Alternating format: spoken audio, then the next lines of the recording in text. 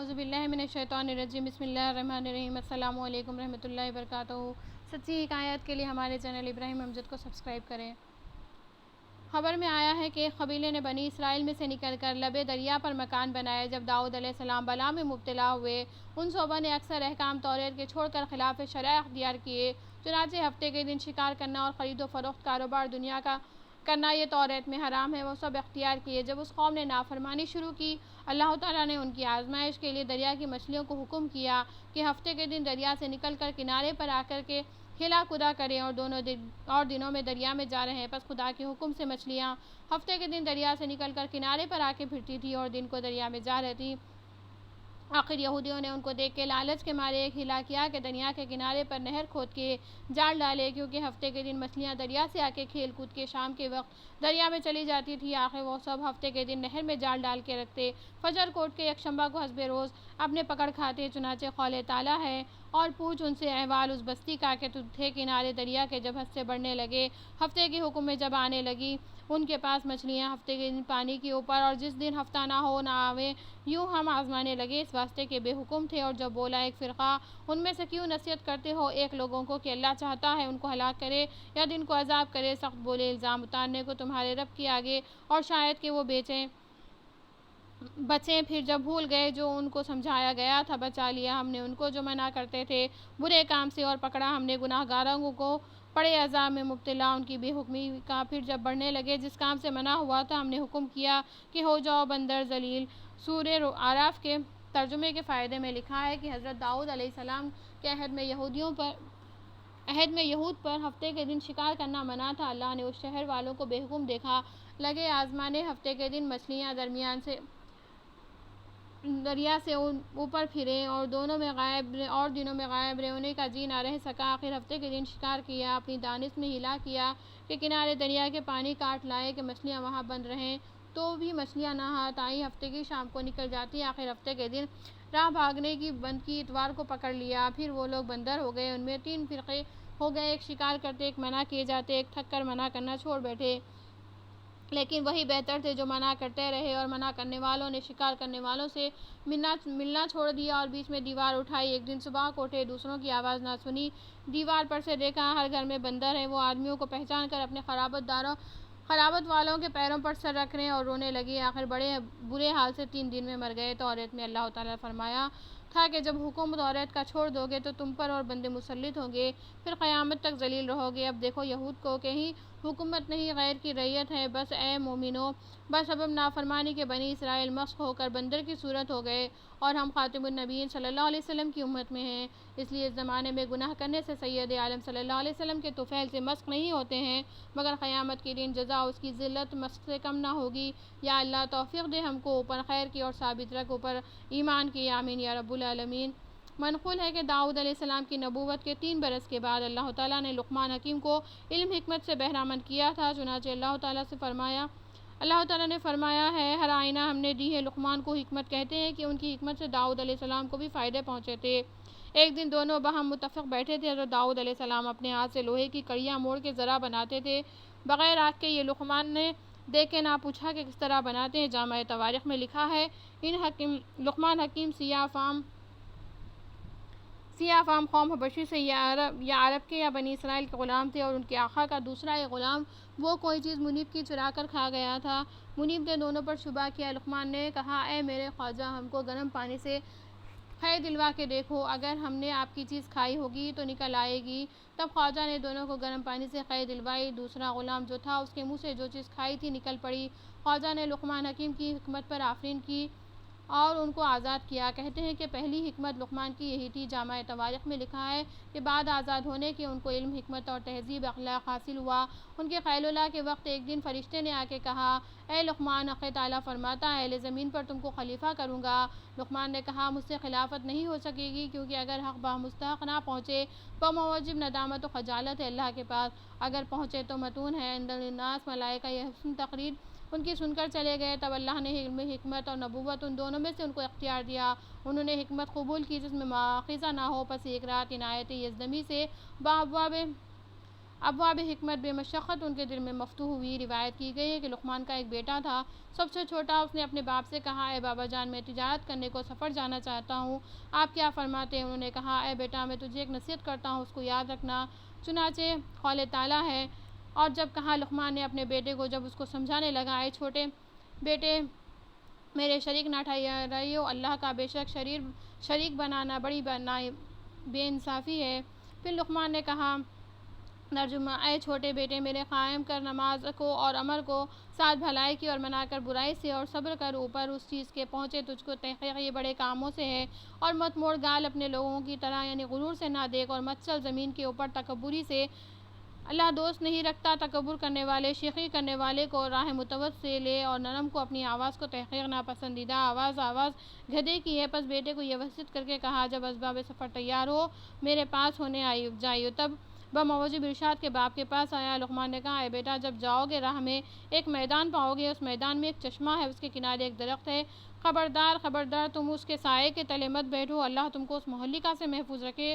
اور ایک بوڑھا ضعیف تم کو ملے گا عمر میں زیادہ اس درخت کے تلے، جو وہ کہے تم اس کی بات مانیو۔ اور دوسری بات یہ ہے، جب فلانے گاؤں میں جاؤ گے، وہ لوگ میرے دوست ہیں، تم کو تعظیم و تکریم سے لے جائیں گے اپنے گھر میں، اور اس قوم میں ایک عورت خوبصورت مالدار ہے، تم سے اس کو بیاہ دینا چاہیں گے، تم ہرگز قبول نہ کیجو، خدا اس سے پناہ میں رکھے۔ اور تیسری یہ ہے کہ ایک شخص فلانے موقع پر رہتا ہے، نام اس کا فلانا، مدت ہوئی، مجھ سے وہ اتنا روپیہ قرض لے گیا، تم اسے جا کے وصول کیجیے، اور شب کو وہاں نہ رہی ہو۔ یہ نصیحتیں یاد رکھو، اب جاؤ، میں نے تم کو خدا پر سونپا۔ پس وہ اپنے باپ کی باتوں کو تسلیم کر کے سفر کو روانہ ہوا۔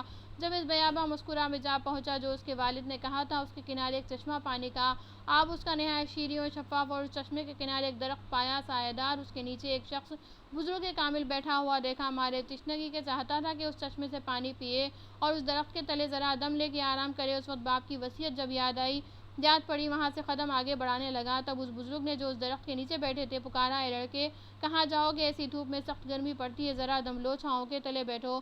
وہ بولا، میرے باپ کی منائی ہے، یہاں نہ بیٹھوں گا۔ وہ درویش بولا، قسم ہے تیرے رب کی، ایسی دھوپ میں مت جا، میرا کہنا مان۔ یہ بات سنتے ہی باپ کی بات یاد پڑی، باپ نے کہا تھا کہ وہ ضعیف اگر تمہیں کچھ کہے اسی کی بات مانو۔ تب لڑکے نے اس بزرگ کا کہنا مانا، خلاف اس کا نہ کیا، سلام کر کے بیٹھا اور چشمے سے پانی پی کر اس درخت کے نیچے سو گیا۔ بعد اس کے ایک سانپ اس درخت کے نیچے اس کو کاٹنے آیا، وہ نیند میں تھا اور وہ بزرگ جاگتے تھے، سانپ کو مار کے سر کاٹ لیا، اس کا سر کاٹ لیا۔ اس لڑکے نے نیند سے اٹھ کے دیکھا کہ ایک سانپ مردہ پڑا ہے بغیر سر کے، پس اس بزرگ سے یہ حقیقت پوچھ کر متعجب ہوا اور سلام علیک کہہ کر ان سے رخصت ہوا، بستر اٹھا کے چلا۔ اس بزرگ نے کہا، آپ کا عزم سفر کہاں ہے؟ وہ بولا، میں فلانے گاؤں میں فلانے کے پاس جاؤں گا۔ اس بزرگ درویش نے کہا، اگر کہو تو میں بھی تمہارے ساتھ چلوں۔ وہ بولا، بہت اچھا، آپ کی مہربانی۔ تب دونوں آدمی اس گاؤں میں گئے جہاں اس کے باپ کا دوست تھا۔ وہاں کے لوگ پوچھنے لگے، تم کہاں سے آئے ہو، کون ہو؟ وہ بولا، میں لقمان حکیم کا بیٹا ہوں، یہاں تجارت کو آیا ہوں۔ تب وہ تعظیم و تکریم سے اس کو اپنے گھر لے گئے اور کھانا کھلایا اور ہر روز مہمانداری کرنے لگے۔ ایک دن اس سے کہنے لگے، اے لڑکے، ہماری قوم میں ایک عورت بہت خوبصورت، نیک بخت، مالدار، حسب و نسب میں درست ہے، ہم چاہتے ہیں کہ تم سے اس کا نکاح کر دے، یہ بات تمہارے واسطے اچھی ہوگی، دولت ہاتھ لگے گی۔ اس نے کہا، میرے باپ نے منع کیا ہے، سفر میں کسی امر کے پابند نہیں ہونا، تکلیف اٹھاؤ گے۔ پس اس بزرگ نے پیر نے جو اس کے ہمراہ تھے اس سے کہا، یہاں کے سب رئیس آرزومند ہیں، چاہتے ہیں تمہارا نکاح ہو جائے، اور سنتے ہیں کہ وہ عورت حسین مالدار ہے، تم بے تکلف اسے نکاح کرو، کچھ اندیشہ نہیں۔ تب اس کو اپنے والد کی بات یاد آئی کہ جو تمہارے ساتھ رہے گا اس کی بات مانو، جو کہے۔ تب اس نے اپنے یار مصاحب کے کہنے سے اس عورت مالدار سے نکاح کیا۔ اس قوم میں سے ایک شخص نے کہا، اے دوست، کیوں تم نے یہ نکاح کیا؟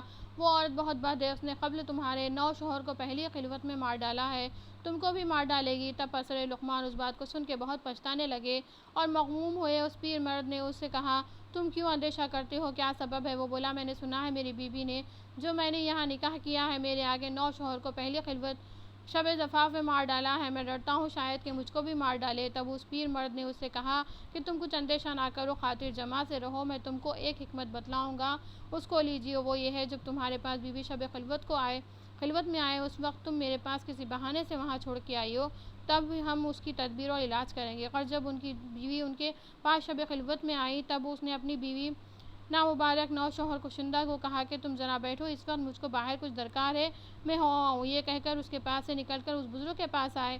اس بزرگ نے کہا تم ایک آتش دان انگاروں سے بھر کے میرے پاس لاؤ۔ تب وہ لایا۔ اس بزرگ نے جو سرمار درخت کے نیچے سے کاٹ کے لایا تھا اس کو آتش دان میں رکھ دیا اور کہا کہ جاؤ تم اپنی بیوی سے جا کے کہو کہ اس آتش دان میں اندھام نہانی کو سیک کے بعد اس کے یہ آتش دان میرے پاس لے آؤ۔ تب اسے لقمان نے اپنی بیوی کو لے جا کے وہ آتش دان دیا۔ اس نے سیک لیا۔ اس کے بعد لقمان وہ انگیٹھی لے کر اس بزرگ کے پاس گیا۔ اس انگیٹھی میں دیکھا کہ 2 سانپ اس میں جل رہے ہیں۔ تب اس نے کہا اب تم جاؤ اپنی بیوی کے پاس جاؤ۔ جس کا ڈر تھا سو 2 سانپ اس کی شرمگاہ سے نکل پڑے۔ اگلے شوہر اسی کے سبب سے مارے جاتے تھے۔ پس پسر لقمان تمام شب اپنی بیوی کے پاس رہے۔ فجر کو باسلامت خلوت سرا سے باہر آئے اور یہ ماجرا سب اہل قریہ سن کے بہت خوش ہوئے۔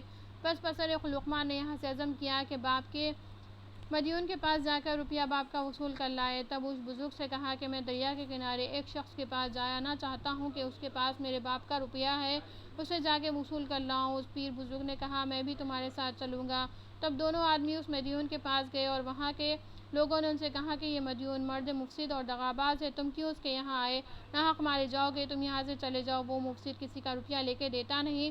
آخر اس کی بات نہ مانی۔ اس مفسدیوں کے پاس جا کے کہا میں لقمان حکیم کا بیٹا ہوں، میرے باپ نے کچھ روپیہ تم کو دیا ہے، مجھ کو بھیجا ہے، روپیے کے واسطے میں آیا ہوں۔ وہ مفسد اس بات کو سن کے کہنے لگا بہت اچھا، آپ ہمارے بزرگ زادے ہیں، آج شب کو یہاں تشریف رکھیے، کل جو میرے پاس ہوگا حساب کتاب کر کے دوں گا۔ اس نے کہا میرے باپ کا حکم نہیں یہاں شب کو رہنے کا، اور بزرگ نے کہا جو اس کے ہمراہ تھے اس لڑکے کو کچھ پرواہ نہیں، چلو آج شب کو یہاں رہ جائیں، خدا نے جو قسمت میں لکھا ہے سو ہوگا۔ پس اس پیر بزرگ کے کہنے سے اور اس کی کرامت سے بھی آگاہ تھے، اور اس کے باپ نے بھی کہا تھا کہ اپنے ساتھ والے کی بات مانو۔